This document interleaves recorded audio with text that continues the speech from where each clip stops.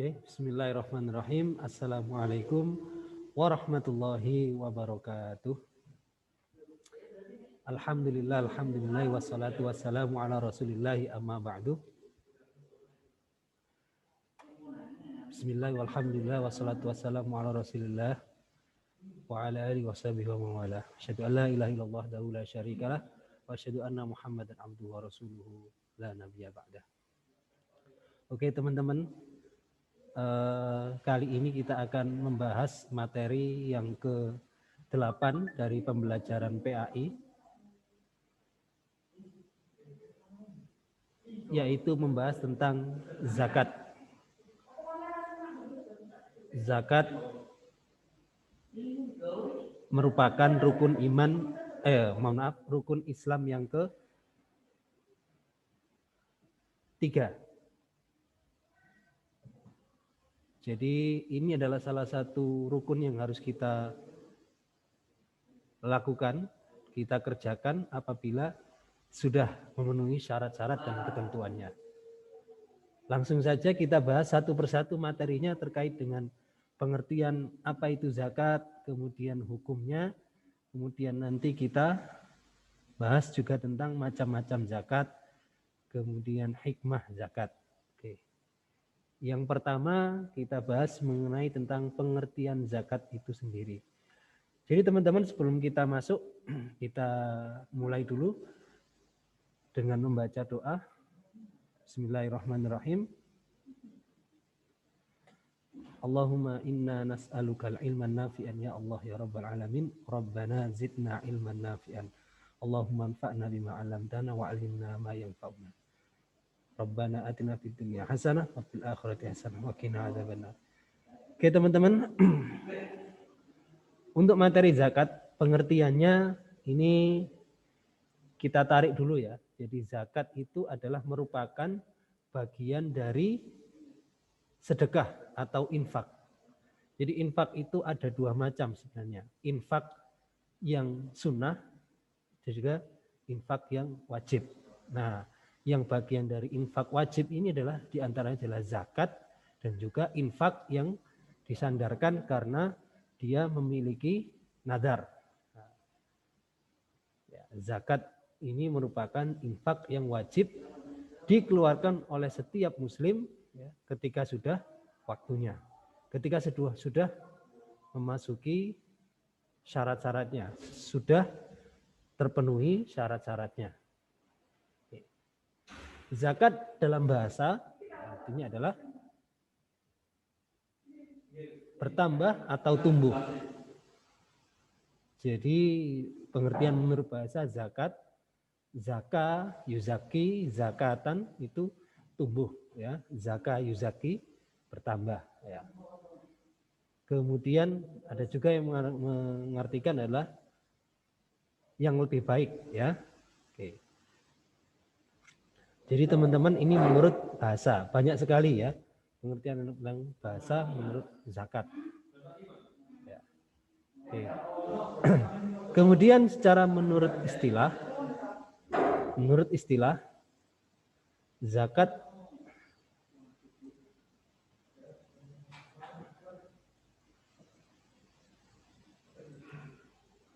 adalah harta yang dikeluarkan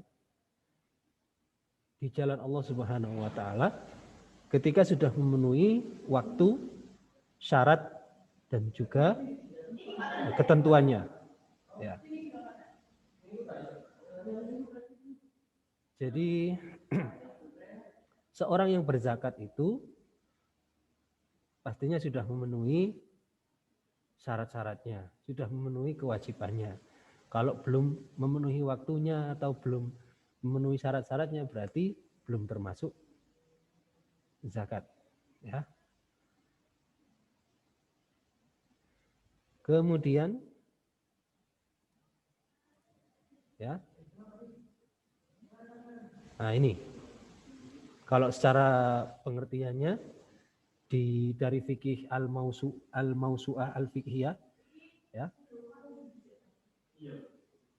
penunaian kewajiban pada harta khusus dengan cara khusus dan disyaratkan ketika keluarkan melalui haul. Haul 1 tahun atau nisab ukuran minimal zakat. Jadi istilah yang lain perlu kita ketahui untuk pembelajaran zakat ini adalah beberapa istilahnya adalah haul, kemudian nisab, dan juga nanti ada mustahik sama muzaki. Ya. Kalau muzaki itu adalah orang yang membayar zakat, kemudian mustahik orang yang berhak menerima zakat, kemudian haul itu ya sama seperti biasanya sudah tahu ya, haul itu kan 1 tahun. Maksudnya apa?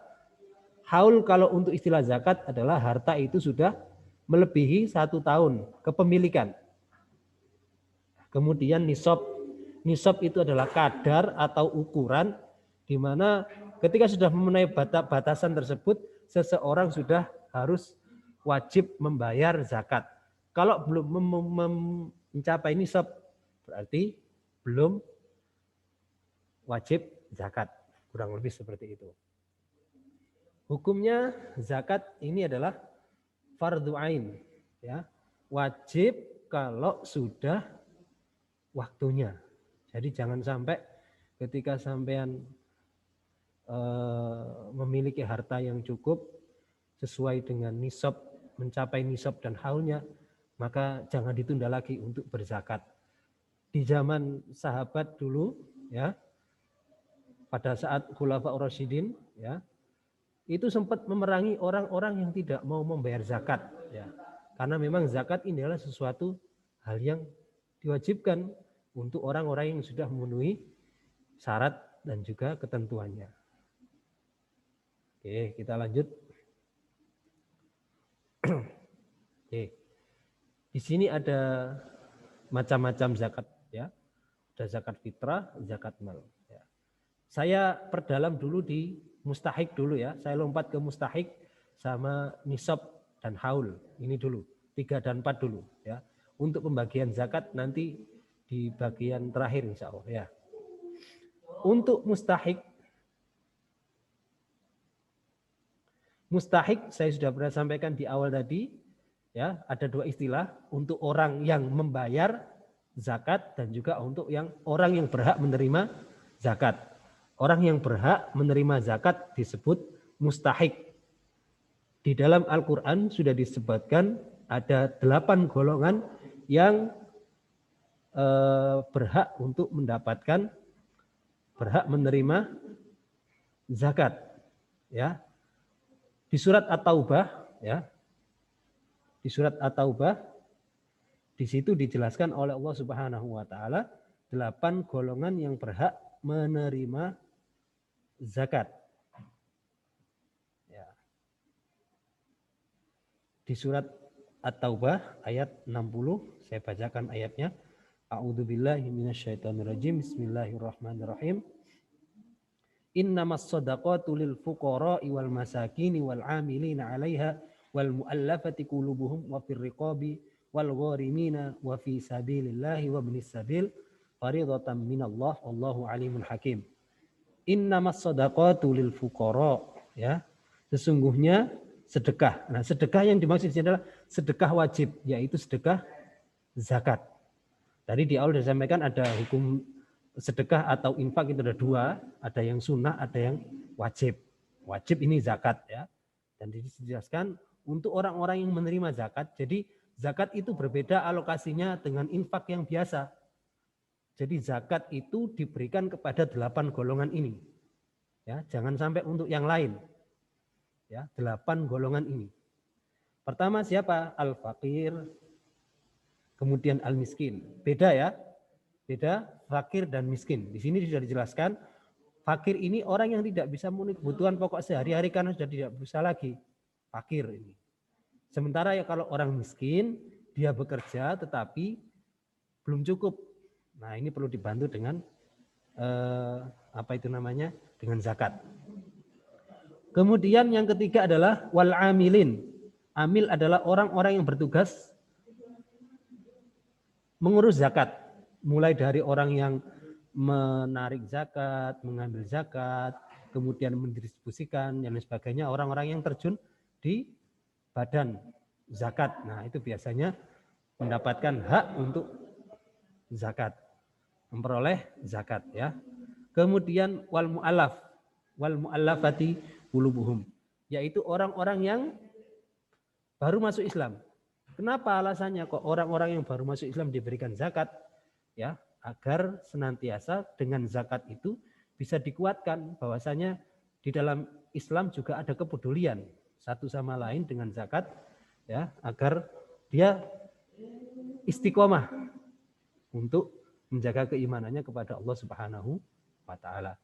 Kemudian di ayat yang ke-60 juga dijelaskan yang selanjutnya yang berhak untuk menerima zakat adalah wafir riqab, budak atau hamba sahaya. Kalau sekarang insya Allah sudah tidak ada ya, zaman perbudakan sudah dihapus. Kemudian kita lanjut ke fisabilillah. Fisabilillah ini banyak sekali macamnya. Orang-orang yang bekerja untuk di jalan Allah Subhanahu wa taala. Kita lihat misalnya ada di marbot masjid, misalnya perlu dibantu dengan zakat ya. Atau guru misalnya juga yang dirasa kurang, yang perlu dibantu, boleh mendapatkan, berhak untuk mendapatkan zakat. Atau untuk teman-teman yang dalam ya menuntut ilmu, misalnya murid-murid juga berhak ya, yang perlu dibantu dengan zakat juga bisa dioptimalisasikan dengan zakat. Kemudian ghorimin, orang-orang yang memiliki hutang. Seorang muslim yang memiliki hutang ya, tapi dia tidak mampu membayarnya, itu boleh dibantu dengan zakat ini ya, untuk memenuhi kebutuhannya atau bahkan untuk menutup hutangnya. Asal hutang itu dipergunakan untuk sesuatu yang baik ya. Jangan sampai ya hutangnya itu karena gak punya uang kemudian pinjam hutang, main judi, nah itu tidak boleh ya. Jadi ghorim ini benar-benar orang-orang yang sangat membutuhkan bantuan dengan zakat karena dia terlilit hutang ya. Kemudian ada yang terakhir adalah musafir, orang yang melakukan perjalanan jauh ya. Biasanya orang-orang yang kehabisan bekal di jalan itu juga berhak untuk mendapatkan zakat. Kemudian kita bahas ya, selanjutnya adalah terkait dengan apa tadi? Syarat ya. Kita kembali ke syarat harta ya. Syarat wajib zakat. Ya. Yang pertama adalah kepemilikan penuh ya. Orang yang berzakat itu harus hartanya sendiri ya. Jangan sampai hartanya ya. Jadi kewajiban zakat itu kan dibebankan kepada individu dan dilihat apakah itu sudah wajib zakat atau belum. Nah, jadi harus memiliki hartanya, bukan hasil yang lain ya. Bukan ngaku-ngaku ya. Dan juga hartanya diperoleh dengan cara yang halal. Kemudian dua, hartanya berkembang. Ya, hartanya ini dikembangkan untuk memberikan keuntungan. Ya. Yang ketiga syaratnya adalah mencapai nisab. Ya. Jadi nanti akan kita bahas di zakat mal. Nisab ini kan ukuran. Jadi nanti banyak penjelasannya nisab ini ada di zakat mal. Ya, berbeda dengan zakat fitrah, itu sudah berbeda. Ya, jadi untuk mencapai nisab ya, kita bahas di zakat mal. Kemudian yang keempat, melebihi kebutuhan pokok. Kemudian pemilik tidak berhutang ya. Kemudian haul, yang keenam adalah mencapai 1 tahun. Jadi sudah melebihi 1 nisab ya, sudah mencapai nisabnya dan sudah melewati masa 1 tahun. Contohnya begini ya, saya langsung ngambil contoh. Saya buka dulu slide-nya, di sini ada zakat emas ya. Saya ambil contoh. Jadi biar jelas. Oke. zakat emas itu nisabnya kalau di sini keterangannya adalah 20 dinar. 93,6 gram.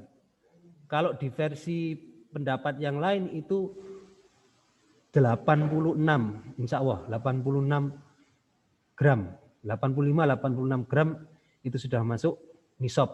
Ya. Besaran zakatnya ya, ini adalah 2,5%.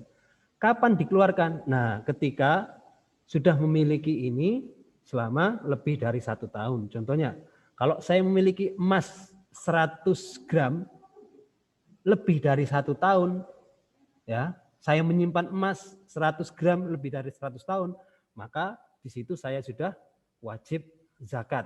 Karena saya sudah mencapai nisab lebih dari 93 atau 6 gram ini ya, 93,6 gram ini, itu sudah lebih ya.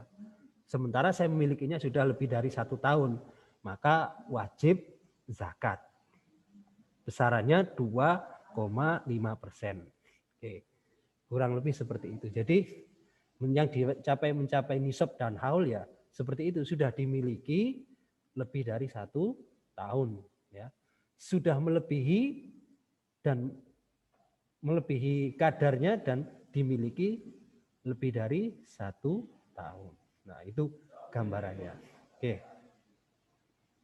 Jadi itu terkait dengan syarat-syarat zakat. Nah, oke. Tadi kita sudah bahas mengenai tentang pengertian zakat, kemudian hukumnya, ya, hukumnya zakat, ya. Kemudian kita juga membahas tentang mustahik, muzaki, istilahnya yang lain adalah kita juga sudah membahas nisab dan haul, kita juga membahas nisab dan juga haul, serta yang terakhir tadi kita membahas adalah syarat-syarat zakat. Oke. Nanti saya jelaskan secara terpisah antara zakat mal dan zakat fitrah. Tetapi sebelumnya kita bahas dulu terkait dengan hikmahnya dulu. Kenapa sih kok diwajibkan zakat? Ya, kenapa sih harus ada zakat yang dikeluarkan? Oke, kita lihat ya. Yang pertama di sini, kenapa kok kita harus mengeluarkan zakat? Tentunya ini karena perintah Allah Subhanahu wa taala, maka kita harus melaksanakannya ya, agar kita mendapatkan ridho dari Allah Subhanahu wa taala. Jadi semua perintah yang dilakukan atau perintah yang diberikan Allah Subhanahu wa taala kepada kita itu nanti juga akan kembalinya ke kita. Ketika kita bisa melakukan perintah dari Allah Subhanahu wa taala, maka Allah juga akan ridho dengan kita. Kemudian yang kedua adalah membersihkan harta. Ya. Membersihkan harta. Jadi membersihkan harta, jiwa dan harta kita ini adalah sesuatu biasanya bercampur dengan yang tidak baik. Maka untuk mensucikan harta dan jiwa kita, salah satunya adalah dengan berzakat, menunaikan zakat. Khudh min amwalihim shadaqatan tutahhiruhum wa tuzakkihim biha, ya. Jadi salah satu hikmah kenapa kita diminta untuk mengeluarkan zakat adalah untuk mensucikan jiwa dan harta kita. Ini sudah disampaikan oleh Allah Subhanahu wa taala dalam Al-Qur'an. Kemudian memelihara harta lebih barokah. Jadi keberkahan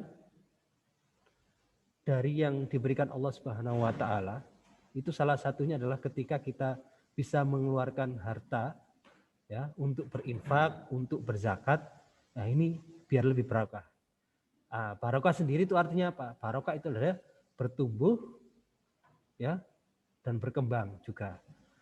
Jadi ketika Allah Subhanahu wa taala memberikan keberkahan, berarti hartanya itu insya Allah lebih banyak ya, lebih berkah. Kemudian yang keempat adalah sebagai wujud kesyukuran. Ya, makanya kita sering mendapat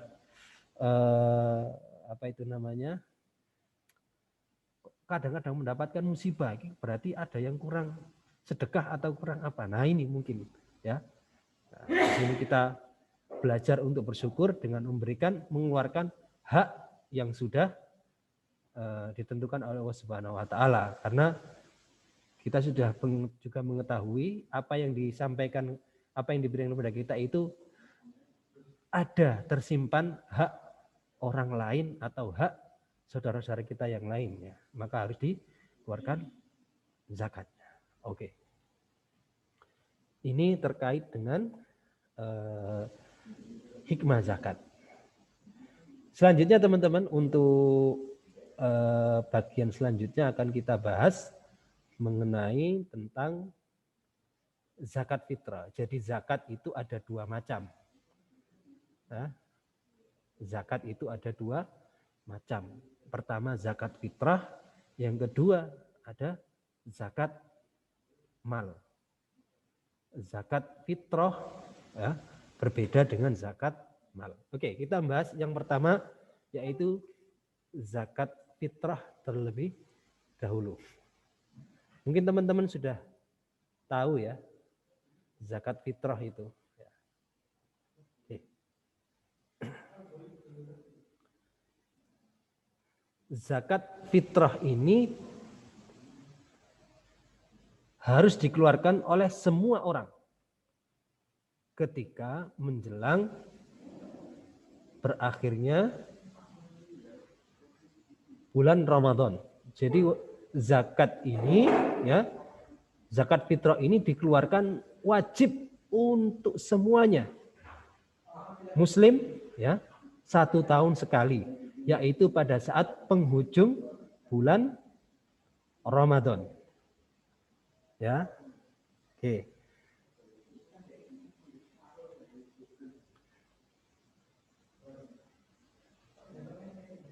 Jadi kita semuanya ini wajib ya, mulai dari yang bayi yang baru lahir ya, misalnya lahir dia pada saat bulan puasa mendekati hari raya, dia baru lahir, maka dia juga wajib untuk dizakati. Bahkan ada yang menyampaikan ya, seorang yang memiliki kandungan atau sedang hamil itu juga dizakati ya, sampai seperti itu. Karena apa? Karena sudah ada jiwa atau kehidupan ya. Jadi semuanya wajib seorang muslim. Tidak memandang apa itu namanya? Kasta, tapi semuanya ya, semuanya. Tetapi kalau memang benar-benar tidak mampu baru itu ya. Oke. Jadi wajib untuk dikeluarkan semuanya. Makanya biasanya sampean ya, teman-teman yang belum paham barangkali, sampai nanti ngecek pada saat menjelang Idul Fitri atau biasanya kan di ujung ya, di ujung puasa yang terakhir itu biasanya dicek apakah sudah ditunaikan zakat fitrahnya. Nah, hati-hati yang kalau yang masih merasa free enjoy aja ya. Nah, berarti sampean belum zakat kalau sampean belum dibayarkan. Tapi biasanya orang tua itu sudah memastikan anaknya, misalnya satu keluarga ada 5 orang ya, anggota keluarga, itu biasanya sudah dihitung sama orang tua. Nah, tapi sampean bisa memastikan terlebih dahulu apakah saya sudah dibayarkan zakat fitrahnya. Nah, itu untuk lebih pas. Jadi sampean tidak ragu lagi. Karena zakat fitrah ini wajib ya untuk semuanya. Oke. Berapa besarannya? Ya. Berapa besarannya? Yaitu 2,5 kilogram. Bahan makanan pokok. Nah, kalau di Indonesia ini kan identik dengan makanan pokoknya adalah beras. Maka bayar zakatnya adalah 2,5 kilogram beras. Nah, ini lebih utama dibayarkan dengan beras kalau di Indonesia ya, makanan pokoknya. Oke. Tapi bagaimana kalau diuangkan? Ya, diuangkan boleh ya, boleh. Tetapi ya diukur dengan kadar harga beras 2,5 kilogram. Dan perlu diperhatikan lagi, upayakan memberikan ya, zakat ini kan dikeluarkan sesuai dengan kemampuannya. Nah, pada saat sampean biasanya makan dengan beras kualitas terbaik, maka pada saat sampean bayar zakat fitrah juga harus bisa membayar dengan kualitas yang terbaik. Misalnya kok bayar setiap makan ya, setiap makan itu pakai beras yang harganya 15.000 misalnya per kilo. Maka sampean hitung di situ ya. Berarti berapa? 2,5 kali 15.000 berapa? Itu minimal. Kalau yang jadi jangan sampai ketika makan setiap hari berasnya yang terbaik tapi bayar zakatnya kok sesuai dengan beras yang paling murah, ya jangan seperti itu. Ya, oke. Jadi yang terbaik adalah sampean menyesuaikan dengan konsumsi yang sehari-hari dimakan gitu, berasnya. Kualitasnya seperti itu bahan pokoknya. Oke. Kemudian untuk waktu pembayaran zakat fitrah ini bisa dimulai dari awal Ramadan, tetapi ya yang paling utama adalah mendekati akhir, ya, mendekati akhir. Tetapi jangan sampai kelewatan juga, ya. Berarti kalau membayarkannya itu berarti terakhir sebelum terbenam matahari. Nah, dibagikannya kalau bisa sudah selesai sebelum sholat itu sudah beres. Jangan sampai ketinggalan kemudian dibayarkan setelah sholat Idul Fitri. Nah itu berarti itu hukumnya sudah gugur, bukan zakat fitrah lagi, tapi itu adalah sedekah biasa. Hati-hati. Maka sebisa mungkin kita menunaikan zakat fitrah ini, ya meskipun sepele tetapi memastikannya adalah waktu yang paling utama. Itu teman-teman. Kemudian yang selanjutnya adalah zakat mal. Nah ini zakat mal ini perhitungannya agak berbeda dengan zakat fitrah tadi ya. Karena zakat mal, ini mal itu artinya harta. Itu setiap harta yang kita miliki seharusnya ada hak yang ditunaikan, ada hak yang harus dibayarkan. Zakat mal sesuai dengan namanya ya. Jadi harta-harta itu bermacam-macam. Mulai dari ada harta simpanan, baik itu yang berupa emas ataupun uang, ya. Kemudian barangkali juga nanti ada harta ternak, ya, binatang ternak, ya, ataupun pertanian atau perkebunan juga ada. Kemudian nanti juga ada harta yang lain, ya. Profesi juga sebenarnya ada zakatnya, ya. Kemudian dan zakat-zakat yang lain, ya. Di sini ada beberapa contoh, ya, emas, perak, uang, harta perniagaan, hasil pertanian, hewan ternak, hasil tambang, dan juga barang temuan. Ya. Di sini tidak ada ini, yang 9 harusnya ada zakat profesi, ya. Profesi yang dijalankan, ya, setiap orang itu biasanya ada zakatnya.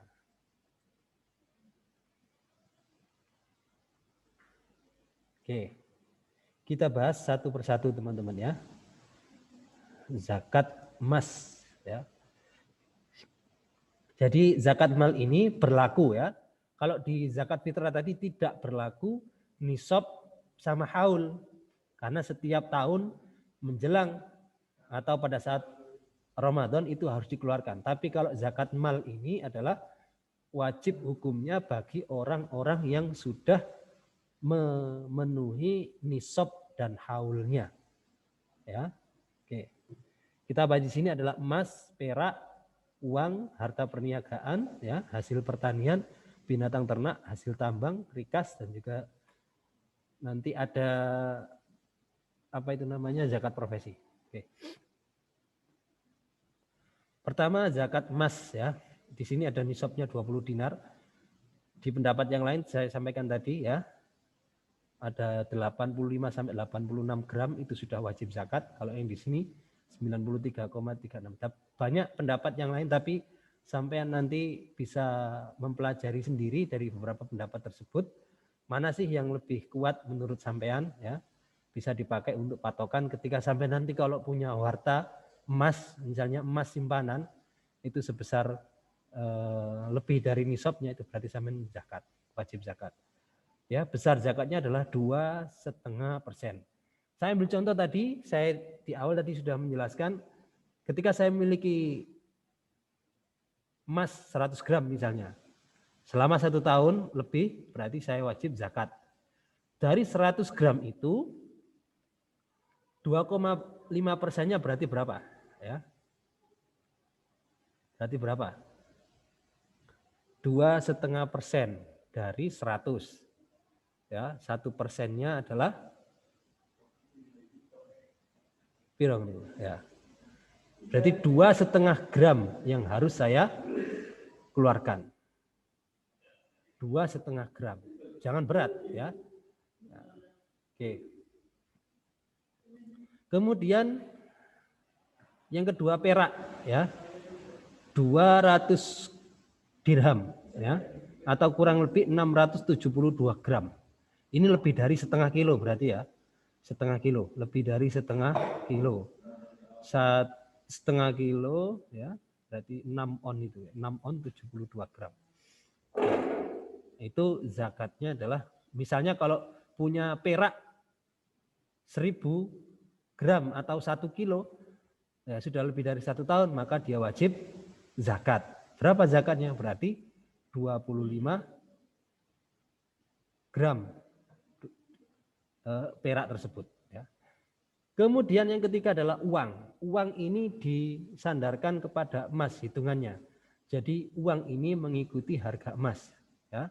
Kalau uang tabungan yang disimpan itu melebihi, ya, dari 20 dinar atau 93,6 gram, ya, senilai itu, maka dia wajib zakat. Ya hitung saja, ya, berarti tabungan jumlahnya berapa. Misalnya harga emas 1 gramnya yang 24 karat, berarti kayak katakan misalnya 1 juta. Sekarang misalnya yang 1 juta, ya, 1 juta berarti minimal, ya, itu berapa? 93. Berarti 900 atau 90 juta. Ya, 93 juta. Ya. Katakan tadi kalau kita ambil contoh, ya, memiliki 100 gram berarti uangnya senilai 100 juta. Nah, berarti di situ dia sudah wajib zakat kalau uangnya tidak berkurang selama lebih dari 1 tahun, ya. Tapi kalau berkurang untuk kehidupan, ya berarti tak wajib. Tapi kalau sudah lebih dari tabungannya lebih dari 100 juta misalnya, berarti dia wajib untuk zakat. Berapa? 2,5% dari uang tersebut. Kemudian harta perniagaan. Harta perniagaan itu adalah harta perdagangan. Jadi kalau nilai perdagangannya itu banyak sekali sampai di jumlahnya, ya, sampai sesuai dengan emas tadi, maka dia harus wajib zakat. Apalagi kalau keuntungannya juga lebih dari itu, ya. Kemudian zakat pertanian, ya. Zakat pertanian ini bisa banyak macamnya, ya. Mulai dari apa itu namanya? Padi, ya. Kemudian hasil yang lain, ya, ini perlu dikeluarkan zakatnya, jangan sampai disepelekan, ya, apalagi yang orang tuanya petani, ya, orang tuanya petani kalau memenuhi ini ketika panen dia mendapatkan hasil yang banyak, jangan lupa untuk zakatnya, ya, ya. Jadi ketika petani itu wajib zakat, ya, ketika ukurannya adalah lebih dari mendapatkan 691,2 kilogram, ya, berarti sekitar lebih dari 7 kintal, ya. Kalau di atas 7 kintal berarti dia wajib zakat. Kalau di bawah 7 kintal berarti